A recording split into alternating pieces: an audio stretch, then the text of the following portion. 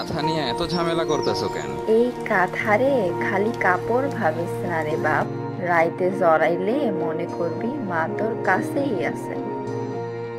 যে কাঁথায় গাঁথা থাকে মায়ের নিঃশব্দ ভালোবাসা, সেই কাঁথাই বানাই আমরা, সুতোর ছায়া।